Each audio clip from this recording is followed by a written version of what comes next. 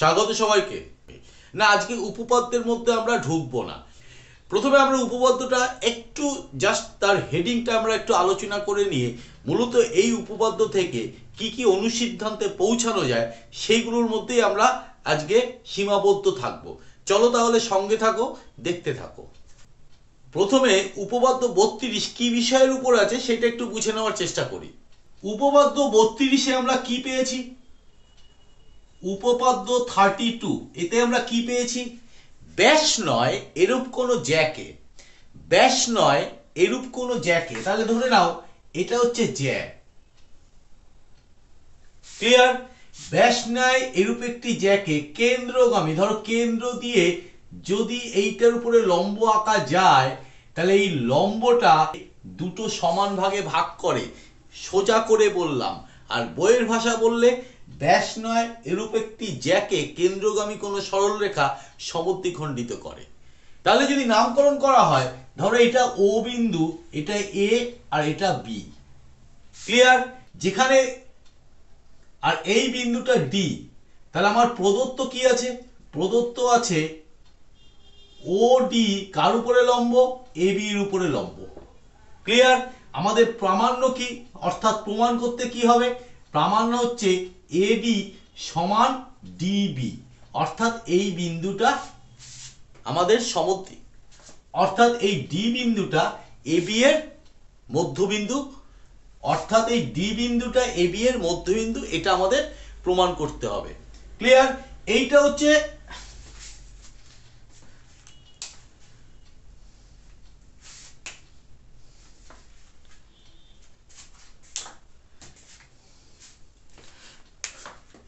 এইটা হচ্ছে উপপাদ্য 32। তাহলে 33-তে কি আছে? 33 জাস্ট এই দুটোকে এইরকম আমরা উল্টে দেব। কি আছে? প্রদত্ত আছে, প্রদত্ত আছে এডি সমান ডিবি, আর আমাদের প্রমাণ করতে হবে বা প্রামাণ্য হচ্ছে ওডি কার উপর লম্ব? এবি এর উপর লম্ব। তাহলে এক জায়গায় করে দিলে বোঝা গেল, তাহলে এক জায়গায় করে দিলে এটা নিশ্চয়ই বোঝা গেল উপপাদ্য 32 এবং উপপাদ্য 33 একে অপরের বিপরীত সম্পর্ক, একে অপরের বিপরীত উপপাদ্য। তাহলে এক জায়গায় করে দিলে নিশ্চয়ই এটা বোঝা গেল উপপাদ্য 32 এবং উপপাদ্য 33 জাস্ট একটা অপরটার উল্টো, প্রদত্ত এবং প্রামাণ্য উল্টো বিষয়। আমাদের এটা এইভাবে মাথায় রাখতে হবে। তাহলে আমরা এই জায়গা থেকে সরে গিয়ে এই দুটো, তাহলে আমরা এই জ্ঞানটাকে নিয়ে, এই দুটো উপপাদ্যের নলেজটাকে নিয়ে আমরা এবার কতগুলো অনুসিদ্ধান্ত আমরা প্রমাণ করব। চলো তাহলে প্রথম অনুসিদ্ধান্ত।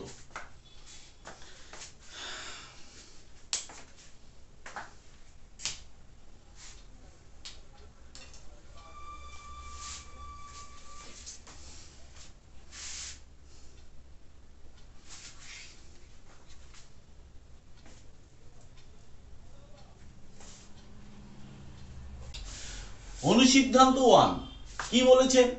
যুক্তি দিয়ে প্রমাণ করি যে কোনো বৃত্তের দুটি সমান জ্যা কেন্দ্র থেকে সমদূরবর্তী। মাথায় একটা জিনিস সবসময় মনে রাখতে হবে, আমরা 32 এবং 33 উপপাদ্যে যা পেয়েছি তার সাহায্যে অনুসিদ্ধান্তগুলো কিন্তু প্রমাণ করা হয়।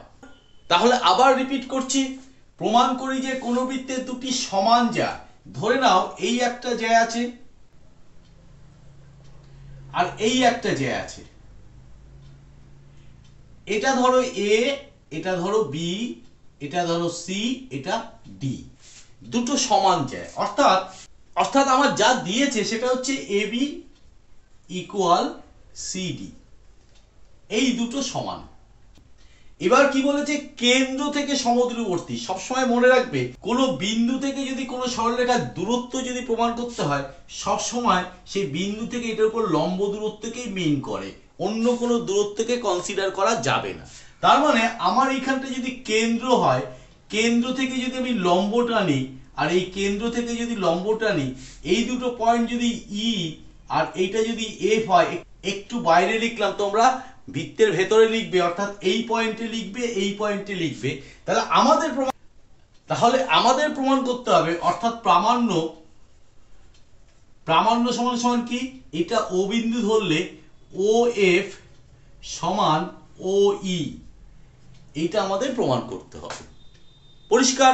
এইবার আমরা এই উপপাদ্যের সেন্সটা আমরা কিভাবে ইমপ্লিমেন্ট করব। আমরা এই উপপাদ্যের ক্ষেত্রে ও বিন্দুর সাথে এ, ও বিন্দুর সাথে বি আমরা কিন্তু যুক্ত করে দিয়েছিলাম। পুরোটা যদি যুক্ত নাও করি, প্রমাণের স্বার্থে অঙ্কনে কি হবে, এইটা যুক্ত করে দাও আর এইটা যুক্ত করে দাও।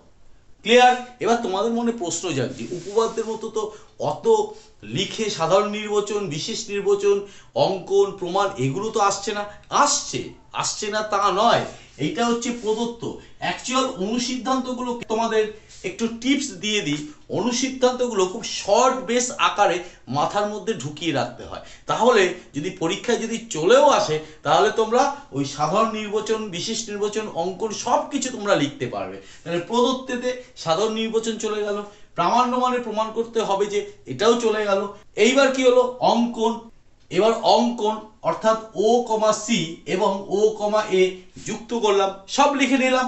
তোমাকে শর্ট করে বোঝাচ্ছি, তুমি খাতায় সেভাবে লিখে নেবে। এইবার আমরা প্রমাণটা কিভাবে করব। দেখো, প্রমাণের ক্ষেত্রে এই ত্রিভুজটা আর এই ত্রিভুজটা, এই দুটো ত্রিভুজকে কনসিডার করলাম। এই দুটো ত্রিভুজের মধ্যে আমরা সর্বসমতা প্রমাণ করব। ক্লিয়ার? মনে রাখতে হয় এইভাবে। প্রথমটা হচ্ছে এই দুটো ব্যাসার্ধ, 1 নম্বর পয়েন্ট হয়ে গেল। তারপরে হচ্ছে এই কোণটা 90 ডিগ্রি, এই কোণটা 90 ডিগ্রি, তাহলে 2 নম্বর পয়েন্ট 90 90 হয়ে গেল, সমান করে দিলাম। ক্লিয়ার? আমাদের এই উপপাদ্যে কি বলেছিল, যদি লম্ব আঁকি তাহলে এই দুটো সমান হবে, অর্থাৎ সমদ্বিখণ্ডিত করে কাকে, জ্যাকে। ক্লিয়ার? তাহলে এই জ্যাকে সমদ্বিখণ্ডিত করছে। এইটা যদি সমান হয় তাহলে তাদের অর্ধেক অর্ধেকও নিশ্চয়ই সমান হবে। 3 নম্বর পয়েন্টও হয়ে গেল। তাহলে ত্রিভুজ দুটো কি হয়ে গেল, ত্রিভুজ দুটো কিন্তু সর্বসম হয়ে গেল। যেই ত্রিভুজ দুটো সর্বসম হয়ে গেল, তাহলে আমি বলতে পারি এইটা আর এইটা সমান। ক্লিয়ার? এই কায়দাটা থেকে আমরা কিন্তু একটা জিনিস আমি তোমাদের শেখানোর চেষ্টা করছি। আমরা যখন উপপাদ্য পড়ি না, আমরা যখন নিজেরা টিচাররা যখন মাথায় রাখি উপপাদ্য, আমরা যেভাবে এটা করলাম সেইভাবেই কিন্তু আমরা উপপাদ্যটাকে মাথায় রাখি। এটার সাথে ওটা, ওটার সাথে ওটা, সর্বসম দেখাবো, 3টে পয়েন্ট দেখাবো, তাহলে 3টে পয়েন্ট দেখালে আমার এই দুটো সমান হয়ে যাবে। ক্লিয়ার? একটা অনুসিদ্ধান্ত আমাদের কিন্তু এখানে প্রমাণ হয়ে গেল। আমি জাস্ট একটা অনুসিদ্ধান্ত, বইয়েরই অনুসিদ্ধান্ত, সেটা এইভাবে বুঝিয়ে দিয়ে তোমাদের এটাই শেখানোর চেষ্টা করলাম যে প্রত্যেকটা অনুসিদ্ধান্তকে কিন্তু এইভাবে ফরম্যাটে ফেলে দেওয়া যায়, তাহলে আর কোনোদিন ভুলবে না। আজকের ভিডিওটা জাস্ট এইটুকুনি। বাকি যদি আবার প্রয়োজন থাকে কমেন্টে তোমরা জানাবে, নিশ্চয়ই করে দেবো। আজকের জন্য এখানে থেমে যেতে হচ্ছে। যদি আজকের আলোচনা যদি ভালো লাগে তবে অবশ্যই লাইক, কমেন্ট এবং শেয়ার করো, আর চ্যানেলটিকে সাবস্ক্রাইব করবে। সাবস্ক্রাইব করে বেল আইকন বাটনটি প্রেস করে দিয়ে অল নোটিফিকেশন চালু করে দেবে। আজকের জন্য থামতে হচ্ছে, আবার দেখা হবে। আজকের জন্য টাটা, বাই।